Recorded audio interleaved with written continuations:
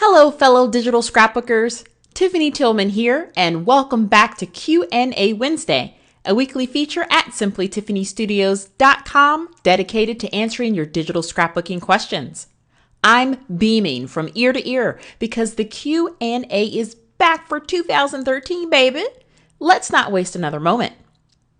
This week's question was sent in by Shariah, and her question is, Tiffany, at a recent webinar, you mentioned that your Achilles heel was embellishing, and you often struggle with clustering elements on your pages. I struggle with the same issue. Actually, I struggle with page design, period, and rely heavily on templates. You'd think I would just use the templates with embellishment guides, but most of the templates I use, the linear ones, don't provide clustering suggestions. And sometimes they don't offer a place elements here suggestion. Even some of yours don't. So my question is this: how do I cluster my elements on pages that offer no suggestions for clustering or embellishing? What do you do?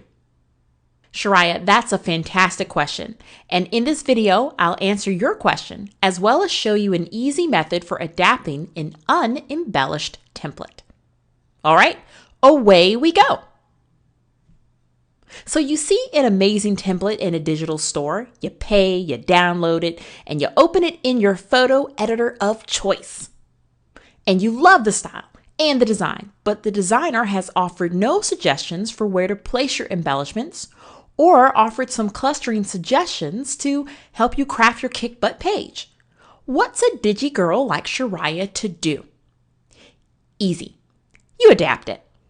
Now, any template designer worth her salt knows that there's never just one perfect place to place your embellishment grouping. There are quite a few, or there should be. By leaving the page open, the designer is inviting you to choose where your embellishments should or could go. All that's required is a little play. Now all you need is something to play with. You could grab some embellishments out of your stash and start moving them around the page. But Shariah, if you struggle with using embellishments like yourself, this might become more time consuming, which defeats the entire purpose of using a template in the first place. What I like to do is modify and adapt the template. First, I look at the templates I have in my stash that offer great examples of clustered embellishments.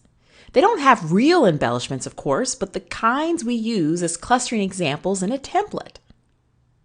Then in the Layers panel, I hold down the Shift key and target each of those clustered embellishments.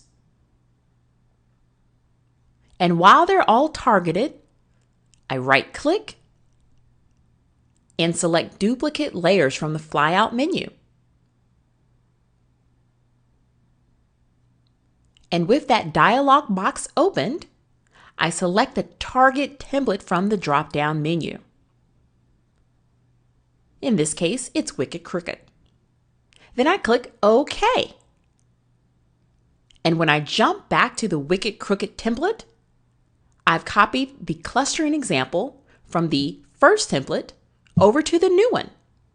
Instant template adaptation. And with the cluster group in the new template, I can move it around the page together to determine their best placement. So rather than try and find the right set of elements first, I concentrate on the best placement. Then fill in the details of what each element should be. And when I'm happy with the results, I fill in my page like usual, using the new cluster as that guide. Easy peasy, rice and cheesy template adaptation. Shariah, my A to your Q. I hope it helps. If you know another scrapper who loves templates, like you and me, they should watch this video. Share it with them using the share links below.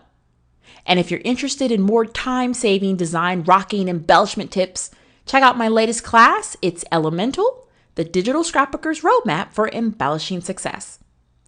All right, guys, until next Wednesday's Q&A, happy scrapbooking.